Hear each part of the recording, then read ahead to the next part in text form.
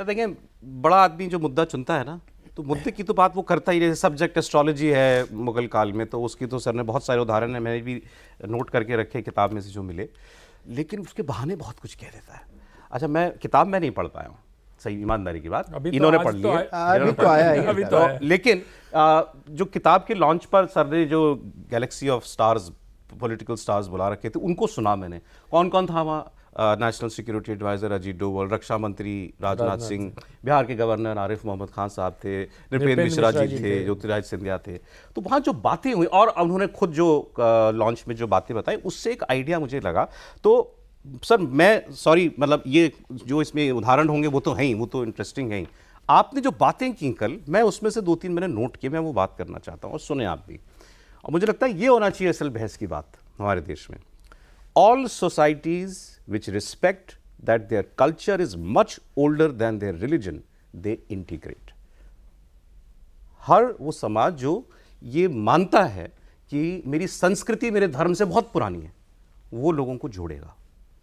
और फिर बाद में उदाहरण पाकिस्तान के भी आपने दिए कि पाकिस्तान डिसफंक्शनल स्टेट क्यों है, बिल्कुल, क्योंकि वो यही काम नहीं करता, वो रिकंसाइल ही नहीं कर पाया अभी। इंडस वैली सिविलाइजेशन को जो ना माने, ना मान रहा, अपनी ही परंपरा, अपनी ही परंपरा, इंडस वैली सिविलाइजेशन पे जो यकीन ना करे, जो ना माने, गंगा जमुनी समाज को जो ना माने, गंगा जमुना कब से, जो नहीं माने, ये तो परंपरा हमारे देश की है। हम जिस भी मजहब के हों, हम तो सब गंगा और जमुना के हैं ना, हम तो सब इंडस वैली के हैं।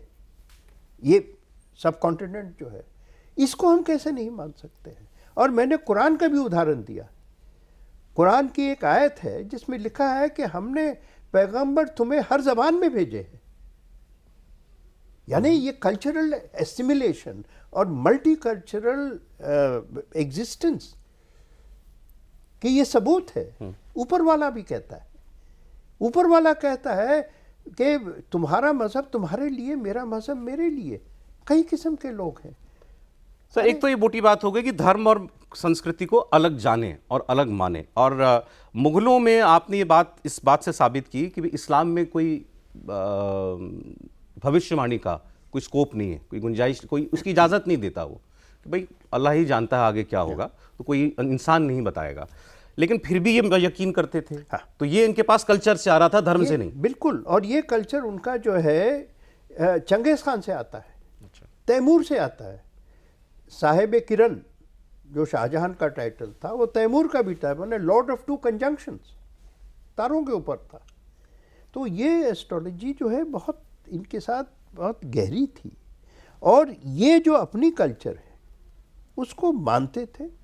उनके कल्चर में पहले वॉल्यूम में है, जैसे उनकी एक पुरानी देवी है अलंकुआ, उनके बारे में अबुल फजल बहुत गहराई से लिखता है, और बहुत मतलब प्रेम से भी, विश्वास से भी, आधार मतलब क्या कहते हैं, रेवरेंस से भी लिखते हैं। तो ये जो है उनके साथ बहुत नॉर्मल था, और ये हमारे सबके साथ समाज में। तो सर, इन्होंने इंडियन मतलब हिंदुस्तानी सिविलाइजेशन से मुगलों ने उनके जीवन में क्या पता चलता है, कितना एसिमिलेट किया था? वो ऐसा है ना कि क्योंकि एक मल्टीकल्चरल सिविलाइजेशन उनके साथ था, तो यहाँ पर लोगों को समझने की फिर औकात भी बनी कि यहाँ की सोसाइटी, यहाँ की हिंदू सोसाइटी कैसी है, उसके साथ जुड़ने की भी एहसास बनी।